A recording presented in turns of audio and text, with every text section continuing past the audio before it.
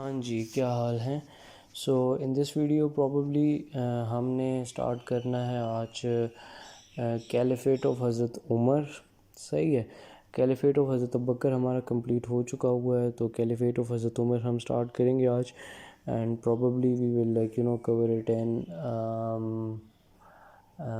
4 videos, probably 4 videos मैं इस पर बनाऊँगा और हज़रत उमर की पूरी कैलिफेट कवर हो जाएगी। आज मैंने आपको इसका थोड़ा सा इंट्रोडक्शन देना है एंड उसके अलावा मैंने आपको एक आधा टॉपिक करवाना है जो कि पास्ट पेपर्स क्वेश्चंस में ना सबसे ज़्यादा आता है। वो आता है एडमिनिस्ट्रेशन ऑफ हज़रत उमर का। सही है। तो मैं चाह रहा हूँ कि आज आपका अगर वो हो जाए ना तो मोस्ट प्रॉबली जो टॉपिक ज़्यादातर एग्ज़ाम में आता है, बैटल्स नहीं आती, बैटल्स से आपको डर लगता है बट बैटल्स आती नहीं हैं पेपर में, बहुत कम आती हैं।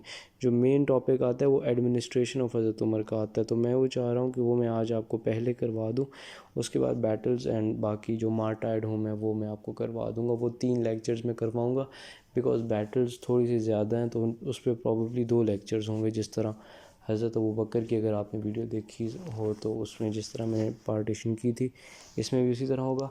बेसिकली कैलिफेट का ऑफ हज़रत उमर का जो इंट्रोडक्शन है ना वो ये है कि during the end part of हज़रत अबू बकर की जो लाइफ है, उसका जो एंड पार्ट है, वो जब डेथ बेड पे थे तो उन्होंने अपने सीनियर कंपेनियंस जो उनके थे उनके साथ डिस्कशन की थी।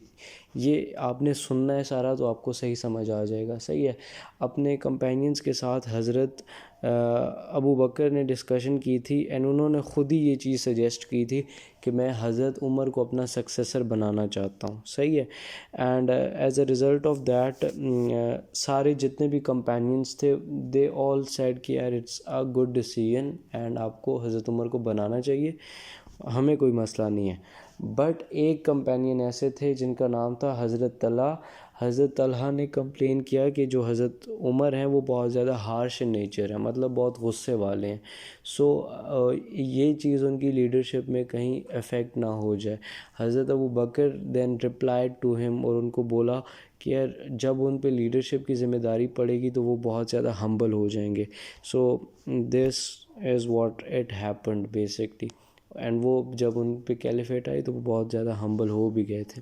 अच्छा, इसको मैं आपको ये ब्रेक डाउन आपके सामने है। बेसिकली हज़रत अबू बकर ने डिस्कस किया अपने सीनियर मेंबर्स के साथ, ये फर्स्ट ब्लू वाला देख रहे हो, कंपेनियंस के साथ डिस्कस किया एंड देन सजेस्ट किया कि हज़रत उमर को एंड हज़रत उमर को वो कंपेनियन बनाना चाहते हैं और सक्सेसर बनाना चाहते हैं, जिस पे उन्हें कोई कंप्लेन रिसीव नहीं हुई। बट हज़रत तलहा ने कंप्लेन की अबाउट हिज हार्शनेस एंड हज़रत अबू बकर ने वापस रिप्लाई दिया कि he will be very humble when responsibilities will built upon him. So ये इंट्रोडक्शन है। आपका जो मेन टॉपिक है, मेन जो टॉपिक है जो पेपर में आता है वो बेसिकली एडमिनिस्ट्रेशन ऑफ हज़रत उमर। ठीक है। तो एडमिनिस्ट्रेशन ऑफ हज़रत उमर मैं आपको सही से करके करवाना चाहता हूँ। सही से करके करवाने से मुराद है कि मैं इसकी एक एक चीज़ आपको क्लियर करना चाहता हूँ। बेसिकली आप एक काम करो, ये इसको मैं यहाँ से एडमिनिस्ट्रेटिव रिफॉर्म्स की जगह इंट्रोडक्शन लिख रहा हूँ। सही है। ये बेसिकली इंट्रोडक्शन है। अच्छा, अब सीन ये है कि मैं आपको ये चाहता हूँ कि हज़रत उमर की क्योंकि एडमिनिस्ट्रेशन थोड़ी सी बड़ी है, तो मैं ये चाह रहा हूँ कि आपके जो सामने ये जो 11 पॉइंट्स लिखे हुए हैं ना, ये 11 जो पॉइंट्स लिखे हुए हैं, ठीक है। हाँ,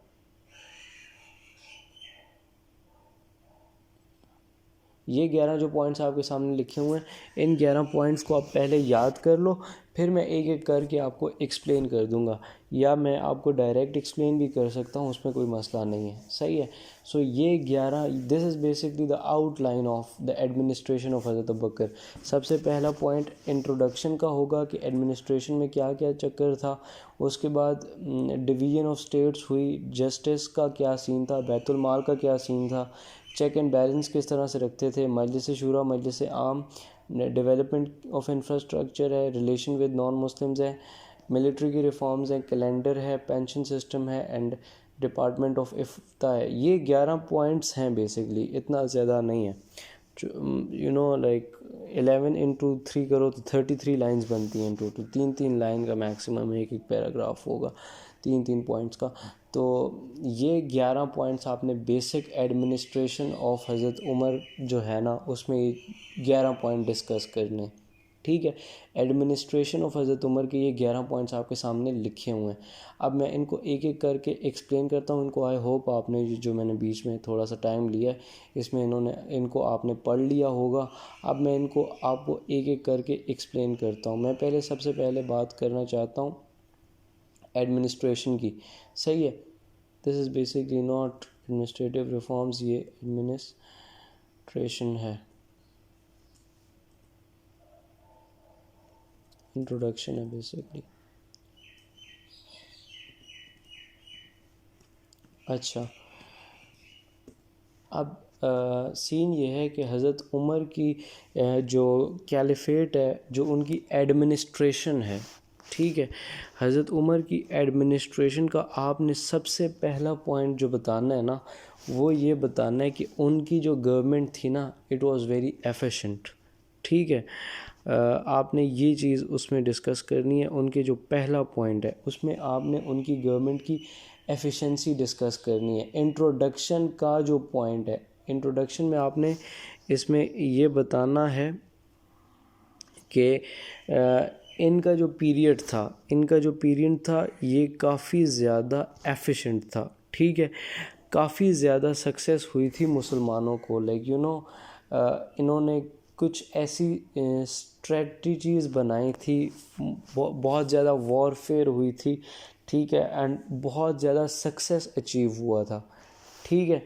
और उसके अलावा आपने ये बताना है कि इनके जो हुकूमत थी, इनका जो रूलिंग पीरियड था, उसके अंदर जो रेवेन्यू था ना और जो जजिशरी का जो सिस्टम था, ये दो चीज़ें पीक पे थी। एंड हज़रत उमर का जो एरा है उसको गोल्डन एरा ऑफ इस्लाम कहते हैं। इतना ज़्यादा रेवेन्यू था कि लोग ज़कात देने के लिए बंदा ढूंढते थे और उनको कोई बंदा नहीं मिलता था जिसको ज़कात, हर बंदा ज़कात देने के लिए ढूंढता था, लोग ज़कात लेने वाला बंदा ही कोई नहीं था, ठीक है। एंड उसके अलावा इसके इंट्रोडक्शन में आपने ये लिखना है कि एक्सपेंशंस हुई, लाइक सीरियंस के अगेंस्ट हुई, पर्शियंस के अगेंस्ट हुई, और इस्लाम बहुत ज़्यादा आगे तक एक्सपैंड हुआ। सो this is basically the introduction में आपने क्या क्या लिखना है मैं दोबारा रिपीट कर देता हूँ। एक ये कि इनका जो रूलिंग पीरियड था, it was very very efficient, ठीक है, एफिशिएंसी थी इनके रूलिंग पीरियड में। दूसरा पॉइंट आपने ये लिखना है कि इनकी ऐसी कुछ स्ट्रेटजीज़ थी जिसकी वजह से इस्लाम को बहुत ज़्यादा फ़ायदा हुआ, मुसलमानों को बहुत ज़्यादा सक्सेस अचीव हुआ, ठीक है। इन टर्म्स ऑफ एक्सपेंशंस आप कह सकते हैं, ठीक है। और रेवेन्यू और जुडिशरी का जो सिस्टम था वो पीक पे था। ये सारा कुछ आपने इंट्रोडक्शन में लिख देना है। एंड हज़रत उमर का जो एरा था, इसको गोल्डन एरा ऑफ इस्लाम भी कहते हैं, ठीक है। ये एडमिनिस्ट्रेशन का फर्स्ट पॉइंट है। फर्स्ट पैराग्राफ में आपने ये सब कुछ लिखना है। एफिशिएंट थे, ठीक है, इनकी जो स्ट्रेटजीज़ थी उनकी वजह से बहुत ज़्यादा सक्सेस हुआ, ठीक है। और रेवेन्यू और जुडिशरी जो थी वो पीक पे थी। गोल्डन एरा ऑफ इस्लाम कहा जाता है हज़रत उमर के रोल को, और इनके दौर में काफ़ी ज़्यादा एक्सपेंशंस भी हुई। सो this is basically the introduction of his caliphate, ठीक है। अच्छा, ये पहला पैराग्राफ है। अब उसके बाद दूसरी चीज़, यहाँ पे आ जाओ, सही है। यहाँ पे ये दूसरी जो चीज़ है, ये डिवीजन ऑफ स्टेट। अब आपने आगे वो सब कुछ लिखना है कि जो जो कुछ हुआ। अब पहली चीज़ जो आपने उसमें डिस्कस करनी है वो डिवीजन ऑफ स्टेट है, ठीक है। Division of state is basically हज़रत उमर ने सारे के सारे जितनी भी उसके पार्ट्स थे ना, इस्लामिक एम्पायर बन चुकी थी ना, इस्लामिक एम्पायर को हज़रत उमर ने डिवाइड कर दिया था प्रोविंसेस में, ठीक है। एंड हर प्रोविंस को एक गवर्नर के अंडर सेटअप कर दिया था, और उस गवर्नर का मेन काम ये होता था कि उसने प्रोविंस के सारे मसले मसाइल एंड सब कुछ वो उसने लुक आफ्टर करना है, ठीक है। In total there were 12 provinces, ठीक है। डिवीजन ऑफ स्टेट्स में क्या लिखना है आपने कि आपने हज़रत उमर ने बेसिकली प्रोविंसेस में डिवाइड कर दी थी पूरी की पूरी एम्पायर, और उसको हर प्रोविंस को अंडर एक गवर्नर सेट कर दिया था. There were in total 12 provinces, ठीक है. And before appointing anyone as a governor, उनसे हज़रत उमर ने बेसिकली एक ओथ लिया था, जिस ओथ में हज़रत उमर ने ये कहा था कि आप कोई महंगे कपड़े नहीं पहनेंगे, आपकी ज़िंदगी कोई बहुत ज़्यादा एक्स्ट्रावेगेंट नहीं होगी, आपकी ज़िंदगी बिल्कुल नॉर्मल रहेगी. आप ना महंगा कोई कपड़ा पहनेंगे, ना आप कोई बहुत ज़्यादा एक्सपेंसिव वाले हॉर्सेस, उस वक्त बिकॉज हॉर्सेस ही होते थे ना, तो ना आप कोई इतने ज़्यादा एक्सपेंसिव वाले हॉर्सेस रखेंगे, ना और कुछ इस तरह का एक्टिविटी करेंगे जिससे एक इनकम इनइक्वालिटी हो. इनकम इनइक्वालिटी समझते हो ना, कि अमीर और गरीब में फ़र्क ख़त्म करना चाहते थे हज़रत उमर. सही है. सो डिवीज़न ऑफ स्टेट्स में आपने ये लिखना है कि प्रोविंसेस एंड गवर्नर्स, मतलब प्रोविंसेस बना दिए थे एंड हर प्रोविंस को अंडर गवर्नर सेट कर दिया था. There were in total 12 provinces and हर गवर्नर से ओथ लिया था कि आप ना तो महंगे कपड़े पहनेंगे और ना ही आप जो है ना कोई महंगा ऊँट या कुछ इस तरह का महंगा घोड़ा वगैरह रखेंगे. सही है. सो इंट्रोडक्शन में आपने क्या लिखना है, मैं आपको दोबारा रिवाइज करवा रहा हूँ. इंट्रोडक्शन में आपने ये लिखना है कि एफिशिएंसी थी, ठीक है, उनकी स्ट्रेटजीज़ की वजह से बहुत ज़्यादा सक्सेस हुआ. पहले पैराग्राफ के अंदर ये सब कुछ लिखना है. उसके बाद आपने लिखना है कि रेवेन्यू और जजिशरी का जो सिस्टम था वो पीक पे था, और ज़कात देने के लिए लोग बंदा ढूंढते थे और उनको बंदा कोई नहीं मिलता था. And it is called golden era of Islam, और काफ़ी ज़्यादा एक्सपेंशंस भी हुई. ठीक है. देन आपने लिखना है कि डिवीज़न ऑफ स्टेट्स की हज़रत उमर ने. पहला पॉइंट आप लिखोगे कि यार हज़रत Umar divided the states into various provinces, and each province was set under a governor, and there were in total 12 provinces, और हर गवर्नर से उन्होंने ओथ भी लिया था. So this is division of states. ठीक है. उसके बाद जस्टिस फॉर एवरीवन का पॉइंट लिखना है. There was justice for everyone, मतलब सिस्टम ऑफ जजिशरी उन्होंने जो इंट्रोड्यूस किया था, ठीक है, उसके अंदर इंडिपेंडेंट काजी होता था. ठीक है. सिस्टम ऑफ जजिशरी इंट्रोड्यूस हुआ, उसमें इंडिपेंडेंट काजी है, मतलब जो उसको बेहतर लगता है, जो उसको सही लगता है वो करे, उस पर किसी किस्म का कोई प्रेशर नहीं था. एंड इसको एग्जेक्टिव कहते हैं, जो गवर्नमेंट के बाकी के सारे मामलात होते हैं ना, उनसे जजिशरी को दूर रखा. ठीक है. ही डिफ्रेंशिएटेड जजिशरी फ्रॉम एग्जेक्टिव. एग्जेक्टिव कहते हैं बाकी जितने भी मामलात होते हैं. ठीक है. तो इन दोनों के दरमियान में बेसिकली डिफरेंस रखा. अब ये जो डिस्प्लेयर मैंने लिखा हुआ है, ये मैंने कोड वर्ड लिखा हुआ है याद करने के लिए. ठीक है. अब सीन ये है, बेसिकली सीन इज़ दिस कि हज़रत उमर एक दफ़ा कोर्ट में गए, सही है, और काजी उनके एहतराम में खड़ा हो गया. ठीक है. मैं आपको उर्दू में समझा रहा हूँ ताकि आपको याद रहे चीज़, कि हज़रत उमर एक दफ़ा कोर्ट में गए एंड काजी उनके एहतराम में खड़ा हो गया, तो हज़रत उमर ने डिस्प्लेयर शो किया. ठीक है. यहाँ पे आप पॉइंट ये लिखोगे कि when Hazrat Umar once went into a court, the Qazi stood up in his respect and he showed displeasure. ठीक है. हज़रत उमर की बात हो रही है. ठीक है. अच्छा, उसके बाद उसके अलावा आपने एक पॉइंट ये लिखना है कि हज़रत उमर का एंड उबे बिन काब का एक लैंड पे डिस्प्यूट हो गया था, जिसकी वजह से वो अपना हिसाब देने के लिए अदालत गए थे. ठीक है. जज के पास, काजी के पास गए थे. It was like this much fair कि वो ख़ुद को भी, अपने आप को भी एहतसाब से बाहर नहीं रखना चाहते. वो कहते थे हर किसी का, मतलब इवन कैलिफ का भी एहतसाब होना चाहिए. सही है. So this is the thing. Judiciary system में आपने क्या क्या लिखना है कि सिस्टम ऑफ जजिशरी इन्होंने इंट्रोड्यूस किया एंड उसमें इंडिपेंडेंट काजी था. ठीक है. उन्होंने जजिशरी को एग्जीक्यूटिव से डिफ्रेंशिएट किया. एंड वो डिस्प्लेयर वाला पॉइंट जो है वो आपको आई होप याद हो गया होगा कि हज़रत Umar went into a court and काजी उनके लिए खड़ा हो गया, सो उन्होंने डिस्प्लेयर शो किया. उसके अलावा उबे बिन काब के ऊपर के साथ उनका कोई लैंड पे डिस्प्यूट था पर्सनल, एंड उसके लिए अपना एहतसाब देने के लिए भी वो जज के पास या काजी के पास गए थे। सही है। सो एज अ कैलिफ भी वो गए थे, उनकी भी छूट नहीं थी। अच्छा, अब ये जो प्रिंस ऑफ सीरिया, मैंने नीचे एक पॉइंट लिखा हुआ है, इसकी स्टोरी ये है कि एक सीरिया का प्रिंस इधर रहने के लिए आया था मक्का एंड मदीना में, एंड उसने एक बंदे को वहाँ पे तमांचा मारा था। सही है। He was like as a guest, वो मक्का एंड मदीना में आया हुआ था, बेसिकली सीरिया से प्रिंस था वो, एंड उसने किसी एक रैंडम बंदे को तमांचा मारा था, एंड उस पर हज़रत उमर ने कहा था कि अगर कोई आपको तमांचा मारे तो आप उसको वापस मारो, मतलब ईंट का जवाब ईंट से दो। ठीक है। सो देयर इज़ लाइक कोई सुप्रियोरिटी नहीं है कि आपने किसी के साथ तब रिस्पेक्ट करनी है जब आपकी अगला बंदा इज़्ज़त ही नहीं कर रहा, तो आप उसको भी वापस इन रिस्पॉन्स उतना ही दिखाओ कि यार हाँ जी, ये basically it's a fair empire basically. सही है। सो ये सीन है जस्टिस फॉर एवरीवन में, आपने यही लिखना है कि सिस्टम ऑफ जजिशरी था, इंडिपेंडेंट काजी था, उसके बाद जजिशरी को एग्जेक्टिव के साथ उन्होंने डिफ्रेंशिएट किया हुआ था, मतलब कोई लिंक नहीं था।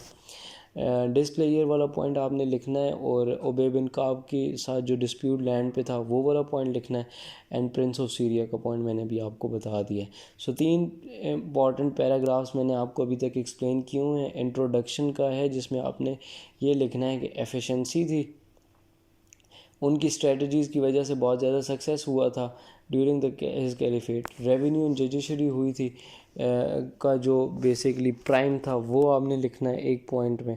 ठीक है। Golden era of Islam consider किया था, एंड एक्सपेंशंस हुई थी। ठीक है।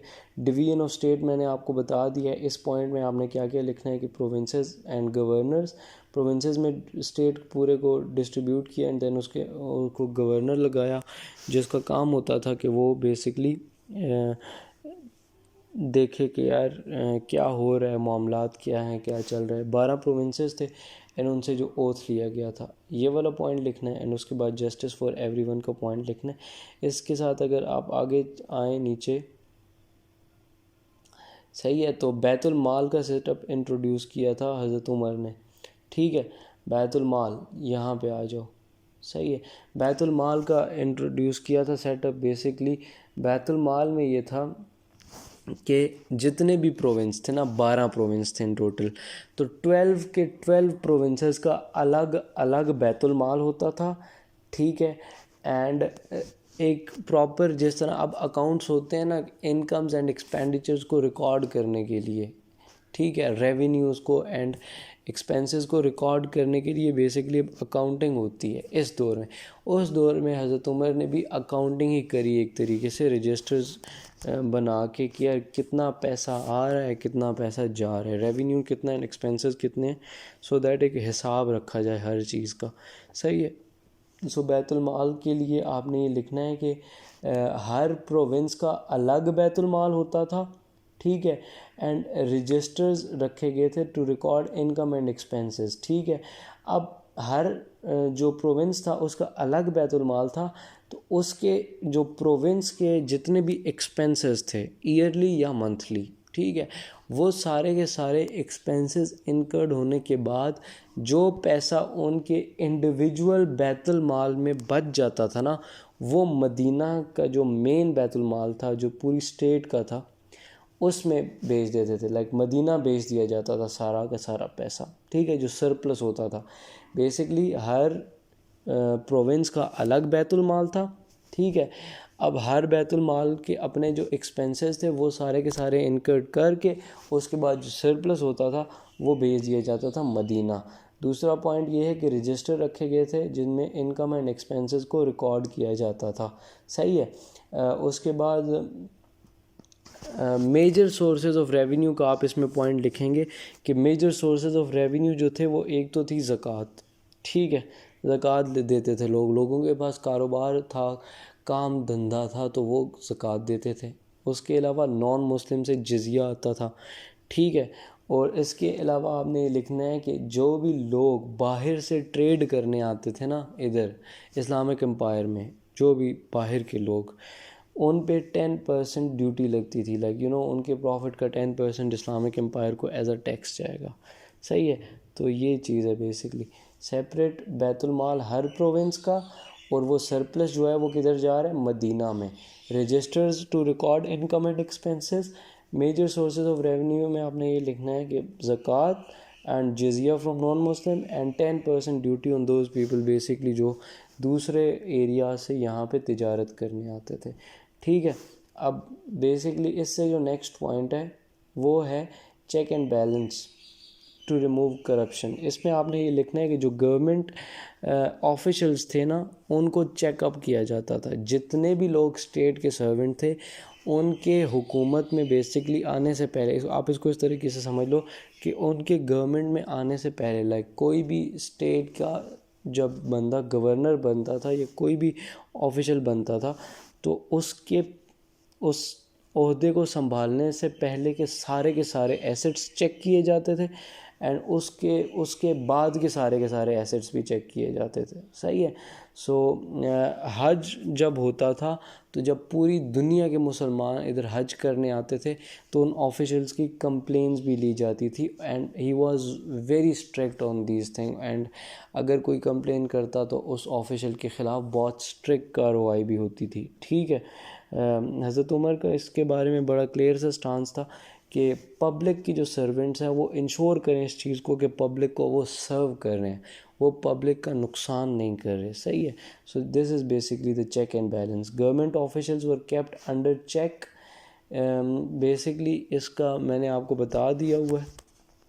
इसमें आपने लिखना यही है कि आपने ये लिखना है कि जो गवर्नमेंट के ऑफिसर्स थे वो आने से पहले, कोई भी ओहदा संभालने से पहले उन पे प्रॉपर चेकअप होता था कि यार आपके पास पहले कितने पैसे थे, अब कितना है आपका अकाउंट, बैंक बैलेंस, सब कुछ।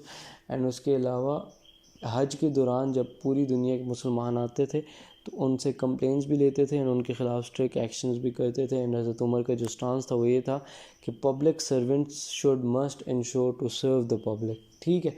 इसके अलावा डेवलपमेंट ऑफ इंफ्रास्ट्रक्चर हुआ। इसमें आपने ये बताना है कि इरिगेशन डिपार्टमेंट के लिए उन्होंने कैनाल्स, रेजरवायर्स एंड डैम्स बनाए फॉर इरिगेशन पर्पस, क्योंकि उधर क्रॉप्स वगैरह के ग्रो हों सही करके, इरिगेशन प्रोसेस हो, तो उसके लिए उन्होंने कैनाल्स का सेटअप किया, रेजरवायर सेटअप की, डैम्स की कंस्ट्रक्शन की। अदर कंस्ट्रक्शंस में रोड्स बनाए, ब्रिजेस बनाए, एंड इंस पता किसको कहते हैं?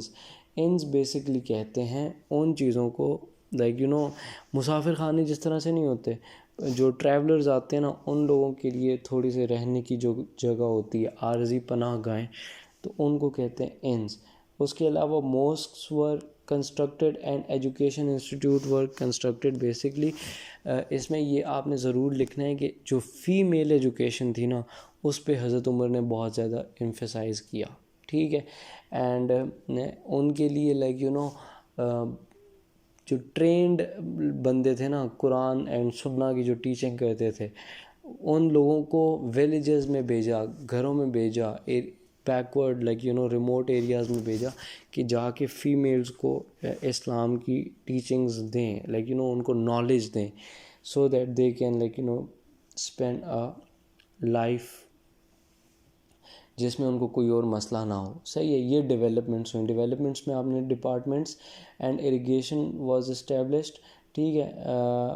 उसके अलावा आपने कैनाल्स, रिजर्वायर एंड डैम्स का बताना है। कंस्ट्रक्शन ऑफ रोड्स हुई, ब्रिजेस एंड इंस का मैंने आपको बता दिया।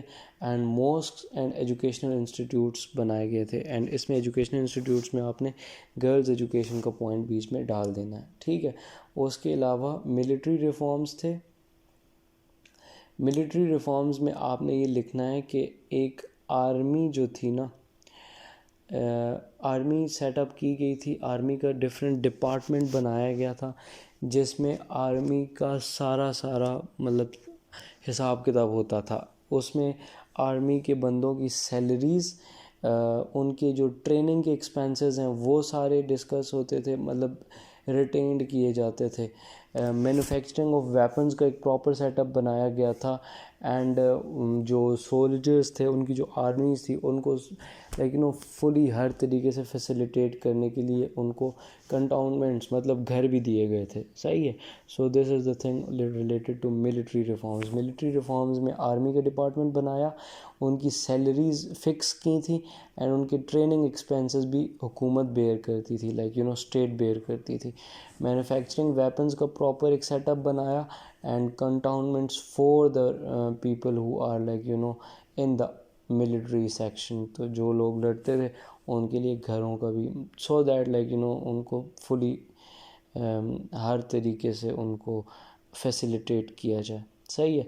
उसके अलावा कैलेंडर का पॉइंट है, कैलेंडर में आपने ये लिखना है कि जो बेसिकली रूलर ऑफ बसरा था उसने कंप्लेन की थी हज़रत उमर को कि जो भी लेटर आता है ना उसकी कोई डेट नहीं है, कोई टाइम नहीं है, मुसलमानों का अपना कोई कैलेंडर नहीं था। सो ही लाइक कंप्लेन किया कोई डेट नहीं होती इसमें, तो पता नहीं चलता कि कब का है कब का नहीं है, सही है।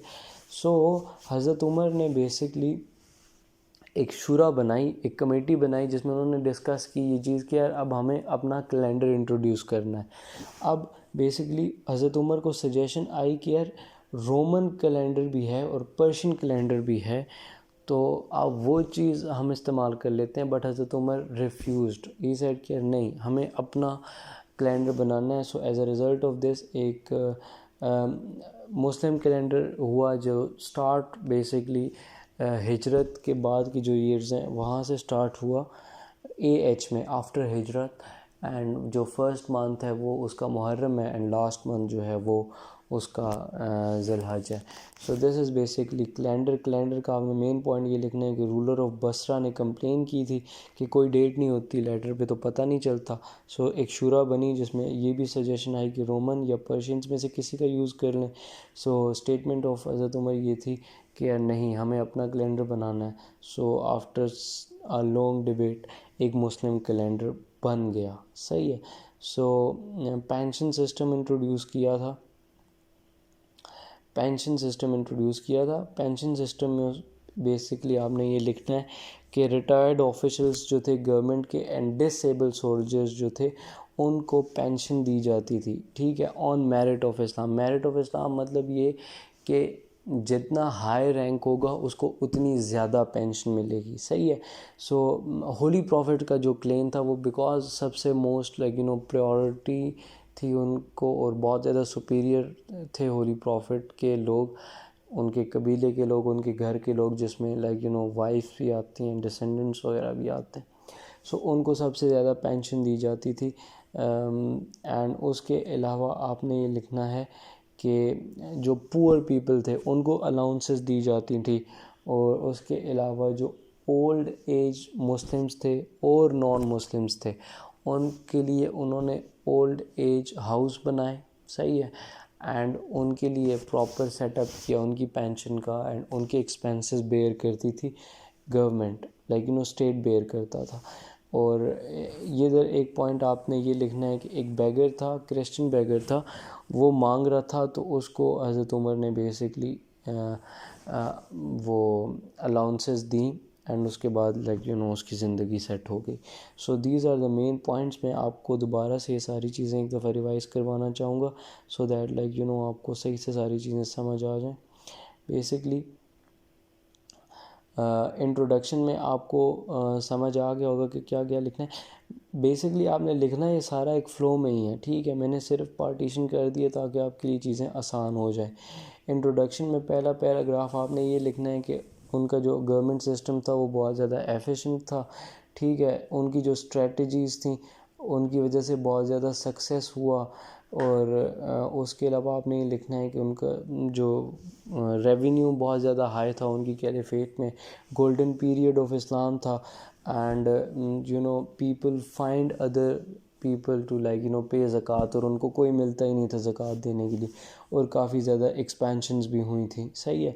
उसके अलावा आपने ये लिखना है फिर उसके बाद कि स्टेट को डिवाइड कर दिया उन्होंने 12 प्रोविंसेस में, एंड हर गवर्नर से ओथ लिया। सही है। सो ये पॉइंट उसके बाद लिखना है।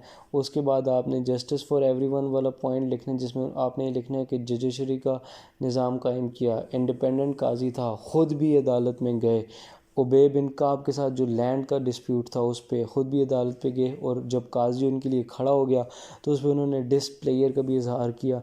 एंड प्रिंस ऑफ सीरिया ने जो वो आया था उसने थप्पड़ मारा, तो हज़रत उमर ने कहा कि जो आपके साथ ज़्यादती करे उसका वापस उसको जवाब देना चाहिए। इट्स नॉट लाइक दैट कि कोई सुपीरियर है और कोई इन्फीरियर है। सही है।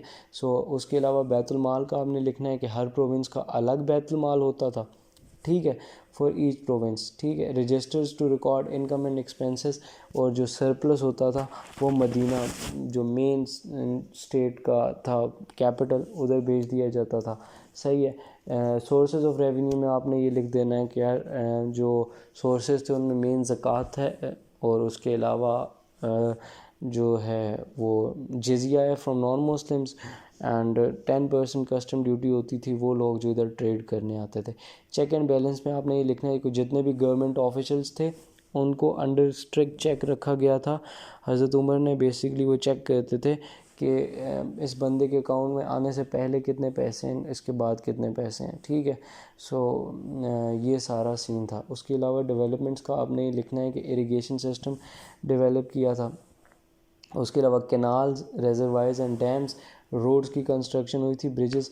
अच्छा, वैसे मुझे ये नहीं समझ आता यार, ये रोड्स एंड हाईवेज़ का जो चक्कर है ये क्यों है? उस टाइम पे तो कोई गाड़ियाँ वगैरह नहीं होती थी। सो ये मेरा अपना भी लाइक मेरे दिमाग में ये क्वेश्चन है कि ये ऐसा क्यों है, कि ये कौन से रोड्स हैं जिनकी ये बात होती है।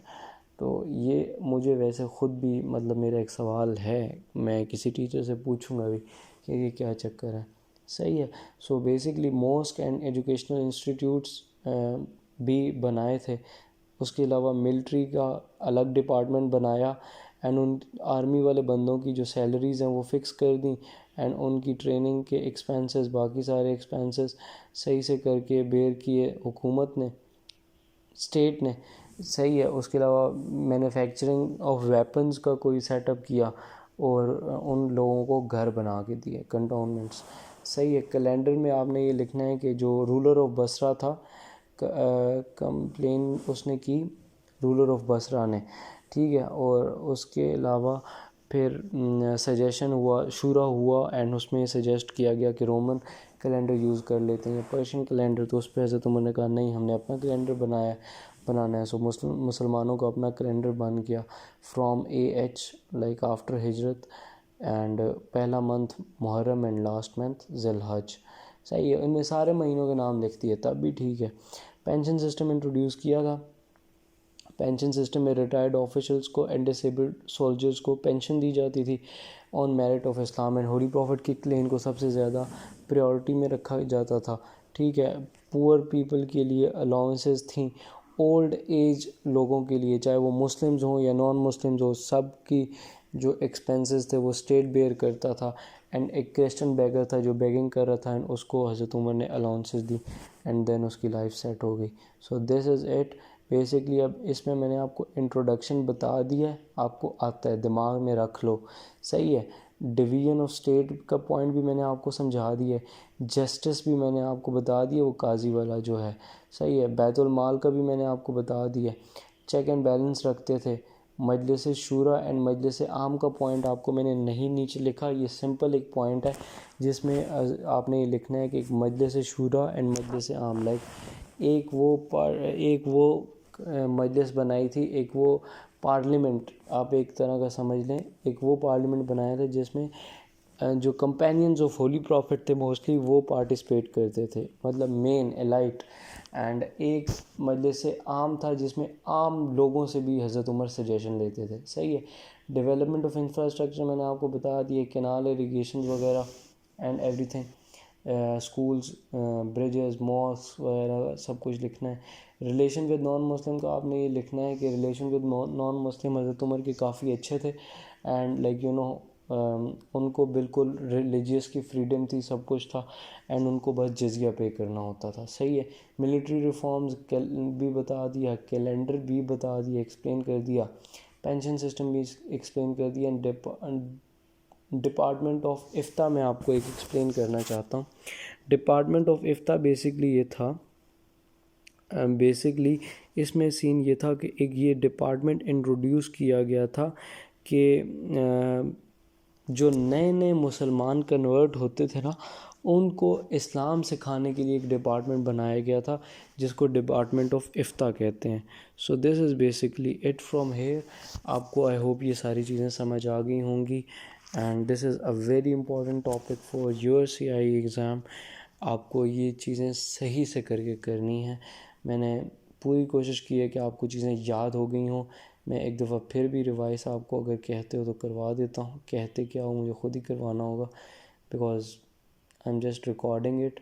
कोई भी सवाल हो किसी भी किस्म का, ये देख लो सारे पॉइंट्स, इंट्रोडक्शन के पॉइंट्स भी देख लो, डिवीज़न ऑफ स्टेट का भी देख लो, जस्टिस फॉर एवरीवन के पॉइंट्स भी देख लो, एंड देन अगर मैं नीचे जाऊँ बैतुल माल देख लो, चेक एंड बैलेंस का पॉइंट देख लो, डेवलपमेंट ऑफ इंफ्रास्ट्रक्चर देख लो, मिलिट्री रिफॉर्म्स एंड कैलेंडर का पॉइंट भी देख लो, पेंशन भी देख लो, एंड यहाँ पे अगर वापस आओ तो मजलिस शूरा मजलिस आम का पॉइंट डाल देना बीच में, and relation with non Muslim का पॉइंट भी डाल देना, एंड डिपार्टमेंट ऑफ इफ्ता, this is basically new converters को इस्लाम सिखाने की जगह थी बेसिकली।